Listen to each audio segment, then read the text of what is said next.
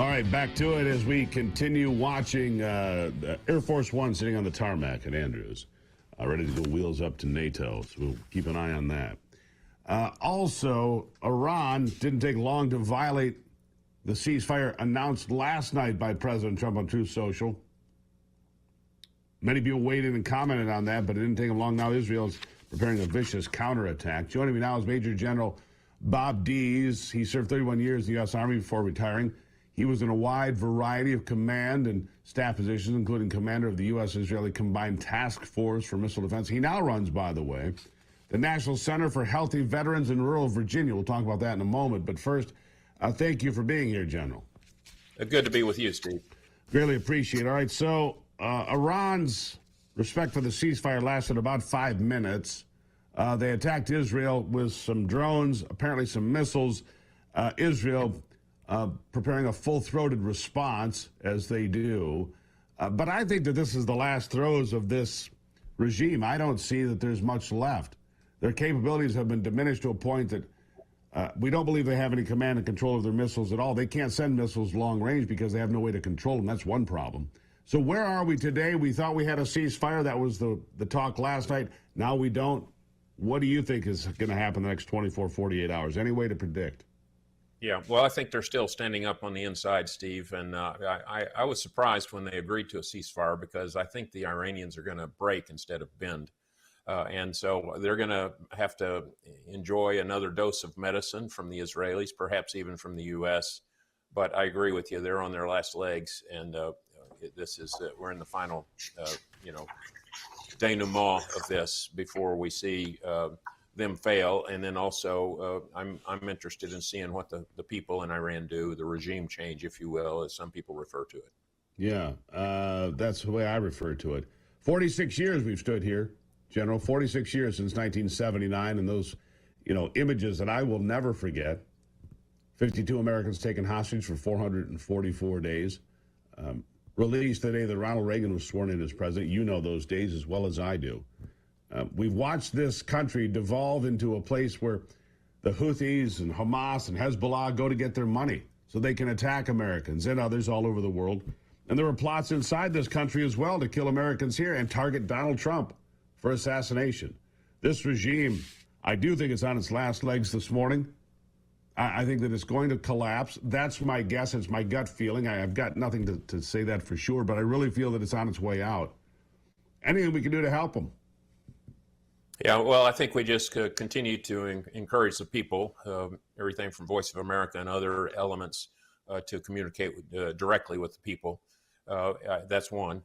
Two, there's still a significant domestic threat. I think Israel is handling the region. They've eliminated a lot of the surrogates. But now in America, since over the last 10, 20 years, the number of Iranians that have entered our country and the number of sleeper cells that currently exist is alarming. And that's why domestically we still need to be on our front foot because we've got significant threat, not only to assassination, but also to just public disorder and violence. Yeah, no question. You look at every day the numbers have gotten worse as to how many Iranian nationals came into this country. 7,000 miles from Tehran to El Paso, but somehow they're crossing into this country illegally.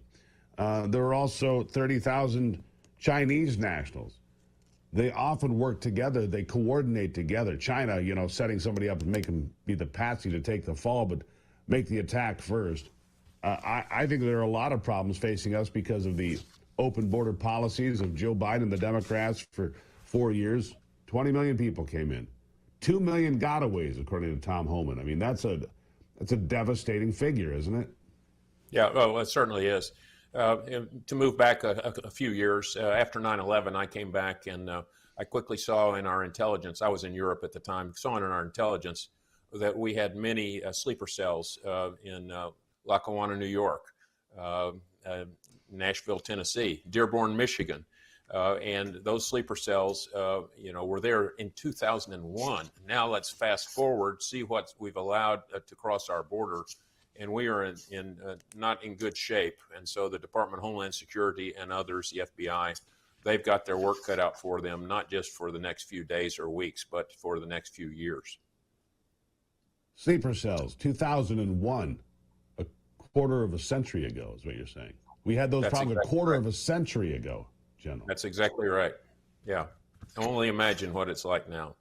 Yeah. And then you see the disarray on college campuses and some of the anti-Israel protests that are occurring now. It's we've got. I'm watching New York City. It looks like Zohran Mamdani could be the winner of the Democratic primary to be mayor of New York City, a communist Muslim mayor from Africa, apparently, who is sympathetic to Iran and all of these organizations. I mean, what a could you imagine on 9/11 or 9/12 saying, oh, in 20 or 25 years, you'll have a Muslim communist mayor from Africa? Really? Who would have believed that? Right. Yeah, at Twin Towers. Yeah, you're exactly right. Yeah, who would have believed that?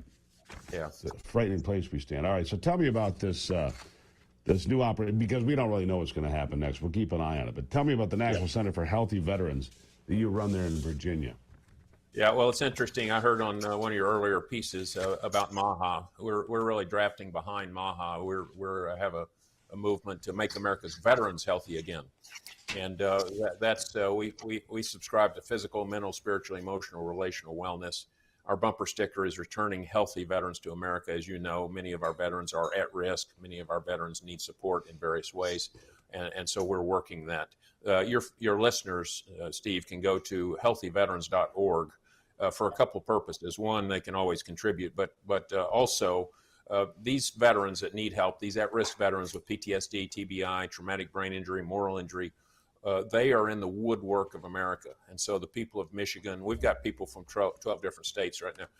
The people in Michigan and other places can really help us by identifying these at-risk veterans, going to our website, pressing the button about how to refer a veteran, and that'll help us help others. We need to take care of these veterans more than ever before. I greatly appreciate the work you're doing. Major General Bob Dees, 31 years, retired from the United States Army. Sir, thank you for being here. We'll keep you on speed dial as these things continue to change, sir. Thank you very much. Good to be with you, Steve. Take care. Really appreciate it. All right, so a lot of uncertainty today. There was a ceasefire, and then there wasn't. That's where we are. Hillsdale College, by the way, has some great new programs. You don't want to miss these. Look, these are so well done. They talk about the story of America. That's the new deal being put out by Hillsdale College, the story of America, a remarkable series. And there are all these series about the Constitution, the Declaration of Independence, where the Founding Fathers came from, all sorts of education for you for free. Free. Very well done. And multi-series, multi-episode series. You can binge watch Hillsdale College. Free online courses. Congress, how it worked, why it doesn't. That's another one that just pops into my mind. They're all taught by Hillsdale faculty. They're great. Gruber for Hillsdale.com. Check this out. You're going to like it better than Netflix. Gruber for Hillsdale.com. I'll take a break and be right back.